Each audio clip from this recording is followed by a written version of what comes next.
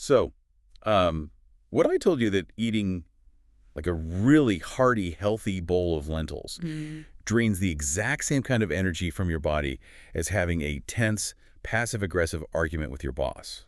Oh, I mean, it completely shatters how we normally think about energy, doesn't it? We're Mm. just, so conditioned to believe that food is simply fuel and that stress is just psychology. Right, totally separate things. We Exactly. use this incredibly mechanical metaphor for human vitality, right? Like we treat the human body like a literal combustion engine. You pump the gas in, you turn the key, and you just, expect to get a certain number of miles out of it. Yeah, it's supposed to be this binary thing. Put calories in, burn calories off. But today, we're tearing down the myth of the calorie. So welcome to this deep dive.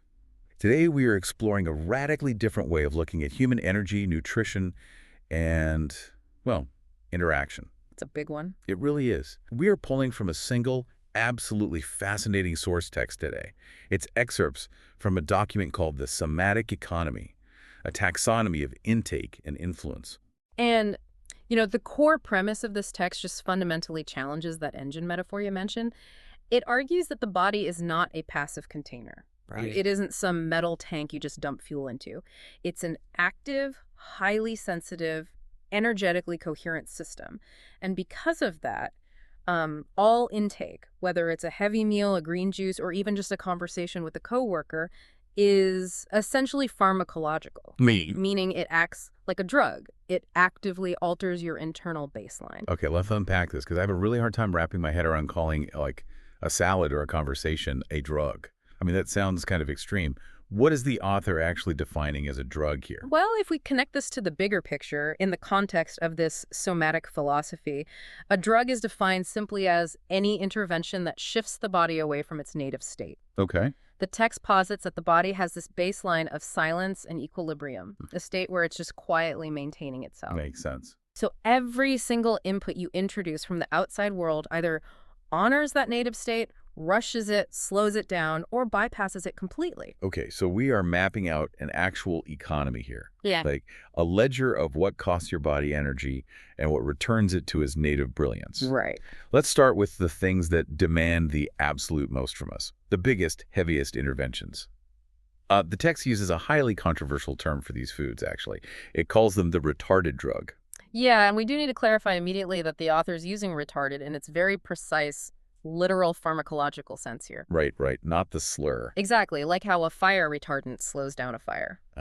Okay. A somatic retardant is a substance that slows, impedes, or inhibits a natural biological process. So a retarded drug in this context just means a systemic imposer of slowness. A systemic imposer of slowness. Wow. Yeah, it's a substance where the processing cost to your body far, far exceeds its functional gift. And what actually falls into this category? Because looking at the source, it's basically most of the standard modern diet.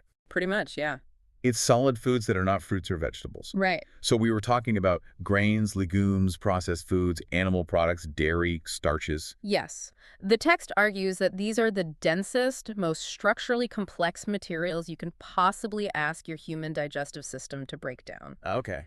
When you eat these foods, your body doesn't just casually absorb them, It has to mount what the author calls a massive digestive campaign. Hold on, I want to push back on this just a little bit on behalf of anyone listening who, just meal prepped a bunch of quinoa and black beans for the week. Fair enough. Because humans have been cooking and eating complex starches and proteins for hundreds of thousands of years. Huh. Are we really saying our biology still sees a bowl of whole grains as a massive, unnatural burden? I mean, even foods we consider incredibly healthy. It's a really fair question, and it's where the text's distinction between survival and coherence becomes vital. Survival versus coherence. Right. Yes, we evolved to extract calories from dense foods to survive winters and famines, absolutely. But surviving isn't the same as existing in an optimal low-tax state. Ah. And the text cites physiological proof for this burden. Have you ever heard of digestive leukocytosis? I actually haven't. Break that down for me. So leukocytosis is a spike in your white blood cell count. Okay, like when you're sick. Exactly. Normally this happens when you have an infection. But researchers have observed that after you eat a meal of cooked, complex, solid foods, your white blood cell count spikes. Wait, really? Yeah. Your immune system is literally rushing to the gut. Wait, why would the immune system treat a cooked potato or like a piece of chicken, like a pathogen. That's wild. Because the structural complexity of cooked starches and coagulated proteins, combined with just the sheer mechanical effort required to break them down, it physically stresses the intestinal barrier. Oh, The body has to flood the system with highly concentrated hydrochloric acid. It has to secrete massive amounts of specialized enzymes from the pancreas, release bile from the gallbladder, and engage the lymphatic system to handle the fats. that sounds exhausting. It is. Legit. This metabolic processing can last anywhere from 6 to 24 hours. Your immune system goes on high alert because the intestinal wall is essentially undergoing a massive, chaotic construction project. It's like, okay, it's like a factory having to completely shut down its R&D, its maintenance, and its HR departments just to unload one massive, complicated, highly volatile shipment on the loading dock. That's a perfect way to put it. Every single employee is sent to the dock, Yeah. and the rest of the business just completely stops. And to take your analogy a step further, think about what happens to the factory while everyone is busy at the loading dock. Nothing else gets done. Right. No innovation happens, no repairs are made. The text points to the postprandial energy debt, that classic food coma where you physically cannot keep your eyes open after a heavy meal. Oh, yeah. We've all been there. Energy that was meant for your intuition, your cellular repair, and your creative processing is just violently requisitioned for digestion. The somatic cost is that cognitive fog and emotional flatness. You literally have no energy left to feel or think deeply. And yet, we crave these foods so much. If they cost us so much energy, why do we constantly want them? The text suggests it's an actual dependency, right? Yeah, it goes way beyond just psychological comfort eating. The text argues that the craving for heavy solid foods isn't native hunger. It's actually the gut microbiome reshaping itself. Meaning the bacteria are asking for it. Yes, the bacteria that thrive on heavy starches and proteins multiply, and they send chemical signals via the vagus nerve directly to your brain demanding to be fed. It is so creepy, honestly. It kind of is. Yeah. We also become conditioned to the sheer sensory distraction of heavy digestive labor. We feel that heavy grounding sensation in our gut, and we mistake the absence of that labor for hunger. Oh, so we confuse a quiet stomach with an empty stomach. Exactly. Okay, so if complex cooked foods bring the biological factory to a grinding halt, the logical fix seems to be, raw, vibrant produce. Salads, fruits, the things we know are loaded with vitamins. Right. But the text argues that even these impose their own distinct timeline on the body. Which brings us to category 2, the rushed drug. Produce solid fruits and vegetables. They operate on a completely different somatic mechanism. These are metabolically alive. Alive. Yeah, they often contain their own digestive enzymes, meaning your pancreas doesn't have to work nearly as hard. They have simple sugars that metabolize incredibly rapidly, and they contain dense water and fiber. But the text specifically zeroes in on that fiber, doesn't it? Uses this great phrase, peristaltic urgency. Yes. So peristalsis is the wave-like muscle contraction that moves food through your digestive tract. When you eat raw, fibrous fruits and vegetables, that fiber acts almost like a broom. Sweeping things out. Exactly. It creates an urgency in the gut. It makes your digestive tract move quickly to sweep it all through. So that's why it's called the rush drug, because it actively accelerates the body. Exactly. It forces your system to move at the pace of the food, not the pace of the body. I mean, here's where it gets really interesting, because I have to say, thinking of a ripe mango or like a bowl of leafy greens as a drug is definitely a massive paradigm shift. It really challenges our labels of good and bad. Yeah. Because if the heavy foods we just talked about are like being stuck in a miserable traffic jam, these rush foods are like having a personal trainer burst into your living room and force you onto a treadmill. Yes. You aren't stuck in traffic anymore, but you certainly aren't relaxing on the couch. Right. It's good for you, your heart is pumping, your blood is flowing, but you are absolutely being pushed. You are reacting to an external demand. What's fascinating here is how the text frames this around the concept of somatic sovereignty. Somatic sovereignty. Yes. The rush isn't inherently evil. Acceleration is sometimes entirely appropriate for your day. The distinction is that the processing cost of a mango is much lower than a bowl of lentils, and the energetic return is higher. So you don't get that massive immune response. Right. No leukocytosis, no massive energy debt. But it is still an intervention. It still dictates the body's rhythm rather than letting the body govern itself. So if heavy solids steal our time and energy, and light solids rush our time, how do we actually get vitamins, minerals, and hydration into our bloodstream without waking up this whole massive digestive security system? Yeah. because the text moves us completely out of solid foods to answer this. It introduces category 3, the freebie drug. Yes. This encompasses what the author calls healthy, natural enough liquids. We're looking at spring water, cold-pressed juices, natural fruit or vegetable syrups, herbal infusions, and natural broths. Natural enough. I like that phrasing. It explicitly says this isn't about, like, neurotic purity or stressing over trace elements. It's a very pragmatic approach, really. It's about finding substances where the cost-to-gift ratio heavily favors the body. But the text draws a pretty hard line on what constitutes a freebie, right? Like commercial drinks, alcohol, synthetic beverages, heavily sweetened sodas, Right. even industrial protein shakes do not count, even though they are liquid. Because chugging a neon blue sports drink introduces synthetic dyes and isolated chemicals that literally force the liver into overdrive. That's a processing cost. Exactly. We're looking for liquids the body immediately recognizes on a cellular level. The text calls this soluble intelligence. Soluble intelligence. Let's dive into the mechanics of that. Why does a cold-pressed green juice act differently than eating the exact same greens in a salad? It comes down to the mechanical labor of extraction. When you eat the salad, your teeth, stomach acid, and intestinal contractions have to physically break down the plant walls to get to the nutrients inside. That's the broom we were talking about. Right.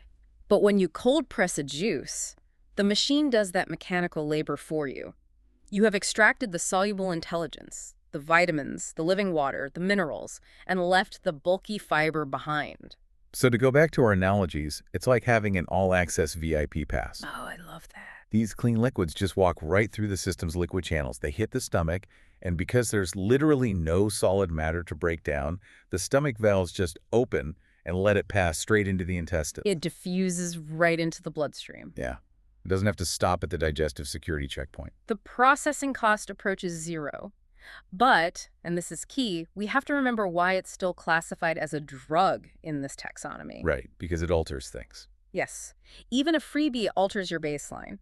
If you drink mineral-rich spring water, it instantly changes your cellular hydration environment.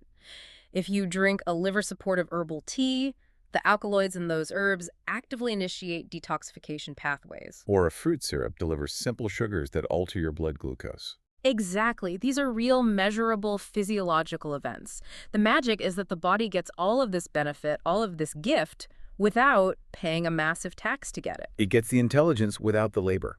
That makes total sense. Okay. So we've gone from a heavy tax to a rushed push to a near-zero cost freebie. We've minimized the disruption. Right. But what is the absolute baseline? What happens when we remove external input entirely? This leads us to category 4, the fasted state, which the text calls faithful earth-based reliance. No intake whatsoever. Done. Zero. This is where the text moves from purely mechanical biology into a really profound somatic philosophy. Yeah. Physiologically, science has a very clear picture of what happens during zero intake. Okay. Within 12 to 36 hours of not eating, you see a significant increase in autophagy and the onset of ketogenesis. I hear those buzzwords thrown around a lot in wellness circles, but let's actually explain them for everyone. How does the body clean itself if you aren't giving it anything? Think of autophagy literally as self-eating. That sounds slightly terrifying. I know, but it's amazing. When the body is no longer flooded with incoming nutrients, the cells realize they need to find resources internally, so they start scavenging. Like recycling. Exactly. They hunt down damaged proteins, dead organelles, and cellular debris that have been clogging up the system, and they recycle them for energy. It is a profound, microscopic, deep clean that simply cannot happen when the factory is constantly processing new shipments at the loading dock. Okay, and ketogenesis is the shift in the fuel source, right? Yes. Normally, if you're eating all day, your body runs on glucose from your food. Glucose is volatile, it spikes and crashes. The sugar rush and the crash. Right. But when you stop eating, your liver eventually exhausts its stored glycogen. At that point, it starts breaking down your stored body fat into molecules called ketones. And ketones are better. They are a remarkably clean, stable fuel for the brain. The constant panicky cycle of blood sugar crashing disappears. Inflammation drops sharply. The gut lining, which, remember, takes a beating from constant digestion, finally gets a window to knit itself back together. But the text is arguing that this state is about way more than just biological house cleaning. It uses this phrase, independence coherence. It argues that fasting is not starvation. Starvation is a pathological state of tissue breakdown that happens long, long after fat stores are depleted. Okay, so it's a completely different phase. Totally different. What we are talking about is the condition of maximum biological independence. The body relies entirely on its own material composition, its earth-based reliance. It relies on its own mineral reserves, its deep hydration, its own electromagnetic field. It trusts what it already has. But, I mean, for a listener who might want to try this, the psychological hurdle has to be intense at first. If you've never gone 24 hours without food, your brain is absolutely screaming at you that you were starving. It is screaming, yes. But it's not because you are actually dying. It's screaming because of withdrawal. Right. It sounds like finally turning off all the loud appliances in your house. You turn off the hum of the refrigerator, the roar of the HVAC, the buzzing fluorescent lights. Yeah. At first, the sudden silence is deafening. It's almost uncomfortable because you're so used to the constant background noise of digestion. You feel antsy. But if you just sit in that discomfort and wait, you finally hear the subtle natural creak of the floorboards. You hear the actual hum of the house itself. That is a phenomenal way to visualize it. Yeah. And the text warns that this category requires immense trust and patience. You have to learn the patient, embodied work of distinguishing genuine physiological need from conditioned craving. Which is hard. It is. When your stomach rumbles at noon, is your body actually lacking nutrients in that moment? Or are you just feeling the emotional dependency of wanting a break from your computer screen? Wow. Yeah. Are you feeling social anxiety because everyone else is going to lunch? Or are you literally just experiencing the withdrawal symptoms of the microbiome demanding its heavy starch? Fasting is coherence by subtraction. You remove the external noise so the body can finally demonstrate its own radical sufficiency. Which brings us to the final piece of the puzzle. Category 5. Up until now, the economy we've discussed has been entirely about what goes into your mouth. Food, liquid, or the absence of them. Right. But the author introduces a final, radical category that operates completely perpendicular to diet. And honestly, this concept fundamentally changes how you have to look at your daily energy ledger. It is the outside self or the somatic drain. This is perhaps the most profound insight in the entire taxonomy. Because this category is not a substance you consume. Right. It is the dynamic of expenditure when you engage with the outside world. Other people, social environments, external stimulation, the demands of your job. So what does this all mean? We usually think of socializing or going to work or attending a noisy party as completely separate from our physical diet. But this text puts them on the exact same battery meter. It talks about the invisible labor that our culture completely ignores. Think about the biological processing power required just to have a conversation. You are managing social boundaries. You are maintaining eye contact, which is a highly stimulating neurological event. That takes energy. It takes a lot of energy. You are processing emotional contagion, absorbing the stress or mood of the person talking to you. You are navigating spatial proximity, and your nervous system is running a constant subconscious somatic calculus of whether you are physically and emotionally safe. It's like having 20 apps running in the background of your phone. Location tracking, Bluetooth, refreshing your email. You're sitting there at the end of a workday wondering why your battery's at 10% when you haven't even physically done anything. You've just been sitting in meetings. Right. But the somatic drain is those background apps. Eye contact, emotional mirroring, reading the room, suppressing your frustration. They're quietly, constantly eating your biological battery. And every time you have to mask your true feelings or perform a version of yourself to fit an environment, you are expending massive amounts of somatic energy to hold that mask in place. It drains your coherent living field. But the critical mind-bending point the text makes is how this social drain stacks with your dietary intake. Wait, the stacking. Yes, let's explore that because that is where the whole picture clicks together. Imagine you are somatically depleted from a long, frustrating day of social masking and misattunement at work. Your boss was difficult, the commute was loud, your battery is at 5%. You are experiencing a severe somatic drain. Okay, I'm with you. If you then go home and seek comfort by eating a heavy, complex cooked meal, a massive plate of pasta and meat, you are compounding the depletion. Right. You're trying to install a massive iOS software update while those 20 background apps are still running and the battery is dying. Yes. Your body is trying to manage the severe nervous system drain of external engagement and the massive enzymatic processing cost of dense intake at the exact same time. The system simply doesn't have the processing power left. It freezes. This is why we completely crash. The two burdens stack on top of each other. The text argues that we often use heavy food to numb the anxiety of the social drain. We use the heavy labor of digestion to pull blood away from our overstimulated brains and down into our guts just to force ourselves to shut down. Wow. So this raises an important question. How do we actually recover from that? hmm If engagement costs us energy and heavy food costs us energy, how do we get the battery charge back up? Well, the author argues that this is exactly why humans require periods of genuine inwardness, and we need to define what that means. Yeah, because it's not just sitting around. Exactly. It does not mean resting by laying on the couch and scrolling through social media. Scrolling is still external stimulation. It's still bombarding your visual cortex and triggering emotional contagion. Genuine recovery means actual withdrawal from the field of external demand. You get to close the background apps. You have to close them. You have to remove yourself from the outside self. You sit in silence. You go for a walk without listening to anything.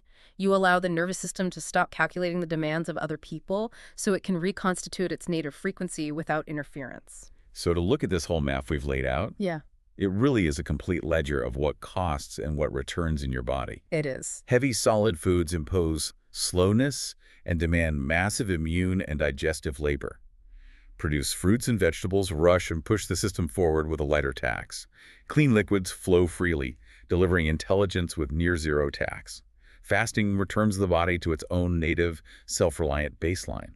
And the outside world, the social environment, depletes us through invisible labor, regardless of what we've eaten. And what's so refreshing about this source material is that the ultimate goal isn't to force you into some rigid, miserable diet or make you a hermit who never talks to anyone. Right. It is entirely about literacy. It's about knowing the price tag before you buy it. Exactly. It's about knowing what a choice actually costs your body.